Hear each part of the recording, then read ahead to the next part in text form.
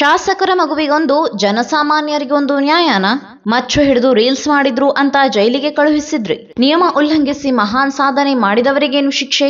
ಕೈ ಎಂಎಲ್ಎ ಮಗನ ಮೇಲೆ ಯಾವಾಗ ಕ್ರಮ? ಕೈ ಶಾಸಕರ ಮಗನ ಬಗ್ಗೆ ಸಚಿವ ಈಶ್ವರ್ ಖಂಡ್ರೆ ಖಡಕ್ ಎಚ್ಚರಿಕೆ ಏನು? ರಾಯಚೂರಿನ ಮಸ್ಕಿ ಕ್ಷೇತ್ರದ ಶಾಸಕ ಬಸನಗೌಡ ತುರ್ವಿಹಾಳ್ ಅವರ ಪುತ್ರ ಸತೀಶ್ ಗೌಡ ಮೊಲಬೇಟೆ ಆಡಿ ಕೈಯಲ್ಲಿ ಮಾರಕಾಸ್ತ್ರ ಹಿಡಿದು ವಿಜೃಂಭಣೆಯಿಂದ ಮೆರವಣಿಗೆಯಲ್ಲಿ ಭಾಗಿಯಾಗುವ ಮೂಲಕ ಜನರಲ್ಲಿ ಭಯದ ವಾತಾವರಣ ಸೃಷ್ಟಿಸಿದ್ದಾರೆ. ತಮ್ಮ ಸ್ವಗ್ರಾಮ ತುರ್ವಿಹಾಳದಲ್ಲಿ ಶಂಕರಲಿಂಗೇಶ್ವರ ಜಾತ್ರೆಯಲ್ಲಿ ಮೊಲಬೇಟೆ ಆಡಿದ್ದ ಶಾಸಕರ ಪುತ್ರ ಹಾಗೂ ಅವರ ಸೋದರ ಈ ಕೃತ್ಯವನ್ನೆಸಗಿದ್ದಾರೆ. ಸುತ್ತಲೂ ಸೇರಿದ್ದ ಜನ ಶಿಳ್ಳೆ ಕೇಕೆ ಹಾಕುತ್ತಾ ಶಾಸಕರ ಪುತ್ರ ಹಾಗೂ ಸಹೋದರನಿಗೆ ಜಯಕಾರ ಕೂಗಿದ್ದಾರೆ. ಅಲ್ಲದೆ ಈ ವಿಡಿಯೋ ಸಾಮಾಜಿಕ ಜಾಲತಾಣದಲ್ಲಿ ವೈರಲ್ ಆಗುತ್ತಿದೆ. ಇನ್ನು ನೂರಾರು ಜನರ ಜೊತೆಗೆ ಖಡ್ಗ ಮತ್ತು ಕೊಡಲಿ ಪ್ರದರ್ಶನ ಮಾಡುತ್ತಾ ಮೆರವಣಿಗೆ ನಡೆಸಲಾಗಿತ್ತು. ಮೊಲಗಳನ್ನು ಬೇಟೆಯಾಡಿ ಮೆರವಣಿಗೆ ಮಾಡುತ್ತಿದ್ದ ದೃಶ್ಯ ಸಾರ್ವಜನಿಕರ ಕೆಂಗಣ್ಣಿಗೆ ಗುರಿಯಾಗಿದೆ. ಇನ್ನು ಈ ಘಟನೆಯನ್ನು ಗಮನಿಸಿದ ಸಾರ್ವಜನಿಕರು ಶಾಸಕರ ಪುತ್ರ ಹಾಗೂ ಸಹೋದರನ ವಿರುದ್ಧ ಆಕ್ರೋಶ ಹೊರಹಾಕಿದ್ದಾರೆ.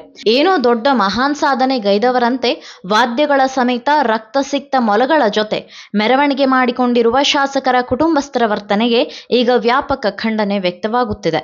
ಕಣ್ಮುಚ್ಚಿ ಕುಳಿತ ಇಲಾಖೆಗಳು. ಕಳೆದ ಕೆಲ ದಿನಗಳ ಹಿಂದಷ್ಟೇ ಸಾರ್ವಜನಿಕವಾಗಿ ಮಚ್ಚು ಹಿಡಿದು ರೀಲ್ಸ್ ಮಾಡಿದರು ಎಂಬ ಆರೋಪದ ಮೇಲೆ ಬಿಗ್ ಬಾಸ್ ಮಾಜಿ ಸ್ಪರ್ಧಿಗಳನ್ನು ಜೈಲಿಗೆ ಕಳುಹಿಸಿದ್ದ ಸರ್ಕಾರ ಈ ಪ್ರಕರಣದಲ್ಲಿ ಈ ಬಗೆಯ ನೀತಿಯನ್ನು ಅನುಸರಿಸುತ್ತಿದೆಯಾ ಅನ್ನೋ ಪ್ರಶ್ನೆ ಮೂಡುತ್ತಿದೆ.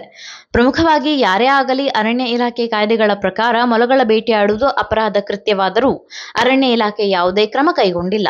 ಸಾರ್ವಜನಿಕವಾಗಿ ಮಾರಕಾಸ್ತ್ರಗಳನ್ನು ಹಿಡಿದು ಮೆರವಣಿಗೆ ಮಾಡಿದರೂ ಪೊಲೀಸ್ ಇಲಾಖೆ ಸಹ ಕಣ್ಮುಚ್ಚಿ ಕುಳಿತಿರುವುದು ಸಾರ್ವಜನಿಕರ ಆಕ್ರೋಶಕ್ಕೆ ಕಾರಣವಾಗಿದೆ. ತಪ್ಪಿತಸ್ಥರ ವಿರುದ್ಧ ಸೂಕ್ತ ಕ್ರಮ. ಇನ್ನು ಈ ಮಾಹಿತಿ ನನ್ನ ಗಮನಕ್ಕೆ ಬಂದಿದ್ದು, ಈ ಪ್ರಕರಣದಲ್ಲಿ ಯಾರೇ ಭಾಗಿಯಾಗಿದ್ದರೂ ಕೂಡ ಅವರ ವಿರುದ್ಧ ಸೂಕ್ತವಾದ ಕ್ರಮ ಕೈಗೊಳ್ಳಲಾಗುತ್ತದೆ. ನಮ್ಮ ವನ್ಯಜೀವಿ ಸಂರಕ್ಷಣಾ ಕಾಯ್ದೆಯನ್ನು ಉಲ್ಲಂಘಿಸಿದವರು ಯಾರೇ ಇದ್ದರೂ ಅವರನ್ನು ರಕ್ಷಣೆ ಮಾಡೋದಿಲ್ಲ. ವರದಿ ತರಿಸಿಕೊಂಡು ಶಾಸಕರ ಪುತ್ರ ಹಾಗೂ ಸಹೋದರನ ವಿರುದ್ಧ ಕ್ರಮ ತೆಗೆದುಕೊಳ್ಳಲಾಗುತ್ತದೆ ಎಂದು ಅರಣ್ಯ ಸಚಿವ ಈಶ್ವರ್ ಖಂಡ್ರೆ ಖಡಕ್ ಪ್ರತಿಕ್ರಿಯೆ ನೀಡಿದ್ದಾರೆ. ಈ ಮಾಹಿತಿ ನಿಮಗೆ ಇಷ್ಟವಾಗಿದ್ದಲ್ಲಿ ಈ ಬಗ್ಗೆ ಕಮೆಂಟ್ ಮಾಡಿ, ವಿಡಿಯೋನ ಲೈಕ್ ಮಾಡಿ, ಶೇರ್ ಮಾಡಿ. ನಮ್ಮ ಚಾನೆಲ್ನ ಸಬ್ಸ್ಕ್ರೈಬ್ ಮಾಡದಿದ್ದಲ್ಲಿ ಬೇಗ ಸಬ್ಸ್ಕ್ರೈಬ್ ಮಾಡಿ. ಧನ್ಯವಾದ.